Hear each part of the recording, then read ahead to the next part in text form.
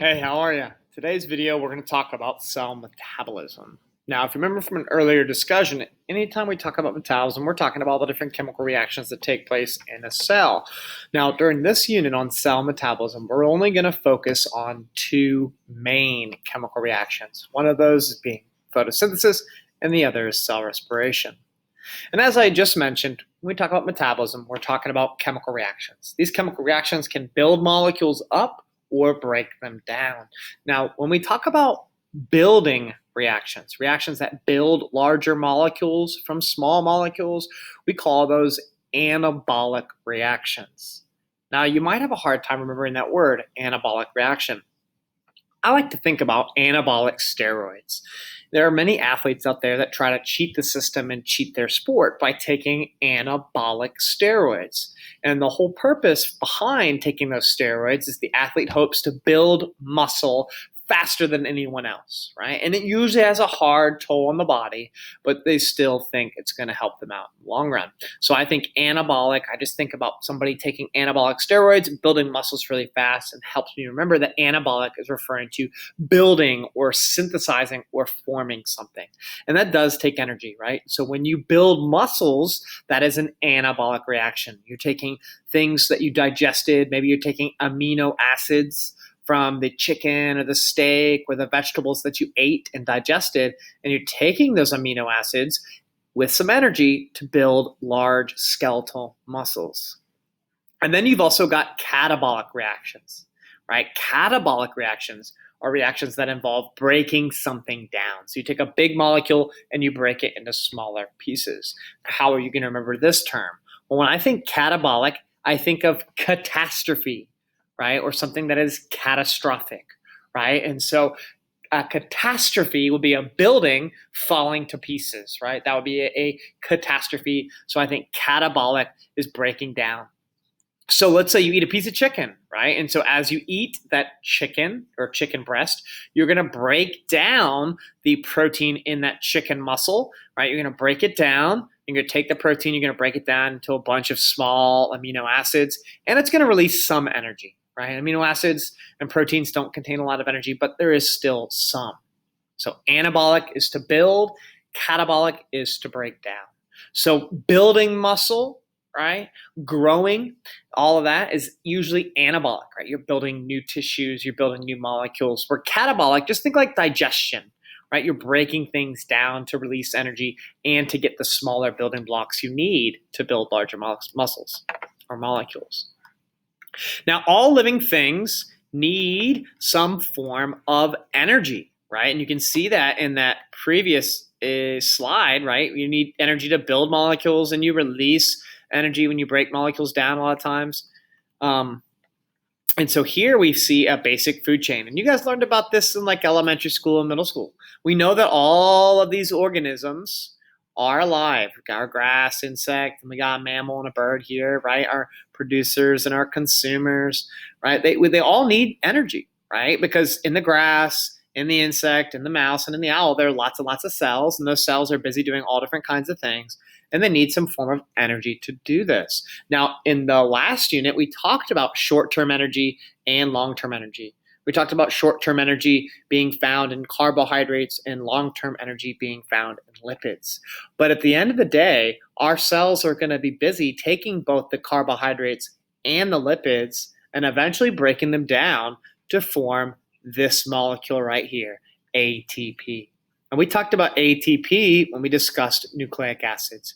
ATP is like a battery pack that our cells use to transfer energy from carbohydrates, from lipids, to the places where they're needed inside of our cell.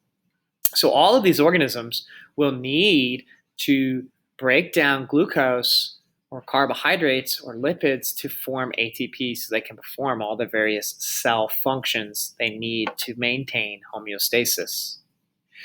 Now, if we want to further study or further classify and organize these organisms, we can break them into two groups. We've got the autotrophs and the heterotrophs. Now, if you look at this word autotroph, you see this prefix auto, right? And when I think of auto, I think of automatic cars, right? They change their own gears. I think of autopilot, right? It's a computer program that flies the plane, right? So it does it on its own or itself. And then trophs over here is talking about energy or food. So autotrophs can make their own food. They can make their own sugars. And in everyday conversation, we call those producers. Why do we call them producers? Because they produce food for themselves and the rest of the food web or food chain. So they can make carbohydrates. And they can do this by using energy from the sunlight. And then some organisms, like the organisms we find at the bottom of the ocean, there's no sunlight there, but they're still able to produce sugars. They're still able to make carbohydrates on their own, and they use really neat compounds to do that. And so we call any organism that can make their own sugars a autotroph. Some examples of autotrophic organisms would be plants and algae. Right? They can make carbohydrates and sugars via photosynthesis, which is something we're going to talk about soon. Now, there are also lots of bacteria, right? Microscopic unicellular prokaryotes that can harness the energy from the sun and harness energy from inorganic compounds to form carbohydrates. Heterotrophs, if you want to break this word down, hetero means different. So they get their energy from a different source, right? And so we call them consumers. We're consumers. Your dog is a consumer. Your cat, many animals and insects are going to go out and consume another organism to get their carbohydrates, to get their source of energy. So they obtain their energy from consuming carbohydrates or lipids from other organisms. So if you look at this little diagram over here, right, we can see our producer, right, our autotroph right here being the tree, right, the plant. And the plant is taking energy from the sun, also known as solar radiation, and it is capturing that solar energy and creating chemicals. And in that chemical, or in that case, would be sugar, right? So the plants take sunlight and they make sugar, right? And the plant can then use that carbohydrate or sugar in its own cells to power the cells and to keep them alive. Or animals can come along and eat or consume the producer. And now this moose down here is going to consume the carbohydrates as a heterotroph, and it's going to break down the carbohydrates that it consumed to produce ATP for its cells. And if you notice along this little chain right here, from the sun to the plants to the animals, there's a constant loss of heat, right? And so energy does not move perfectly through living systems. It's not a very efficient system. There's always going to be a little heat loss or lost from one form of energy to the next. And this involves a lot of complicated chemical reactions. And just to make sure that we're familiar with looking at and discussing chemical reactions, I included this slide. So as chemists or biochemists, we need to look at chemical reactions. Chemical reactions are usually set up following this format. On the left-hand side, we have our reactants. And you can see here that I just have some little symbols, right? So maybe this is molecule or compound A, and this is compound or molecule B, and we got a little plus symbol. So when these compounds react together, a chemical reaction happens, and that's what the arrow is showing us. So we're starting over here, and a chemical reaction happens, and we end up over here in the products. So in this particular chemical reaction, we started off with two separate compounds, and they join together in a chemical reaction to form a single product. And chemical reactions can occur in many different ways. Here we have a large compound, or maybe a large complex compound made of two molecules. And then a chemical reaction takes place to break them down. Now, to revisit our vocab from earlier in this video, if we're taking two small molecules and we're putting them together, what kind of chemical reaction is that? Is that anabolic or catabolic? You're right. This is anabolic because we started with two small molecules and we've created a larger molecule. So this is anabolic. We've built something here, right? So this would be a form of anabolic metabolism. What about over here? We started with a large molecule and we break that molecule down into smaller molecules. Is that anabolic or catabolic? You're right, that's catabolic, right? So we have broken down this large molecule through a catabolic metabolic reaction.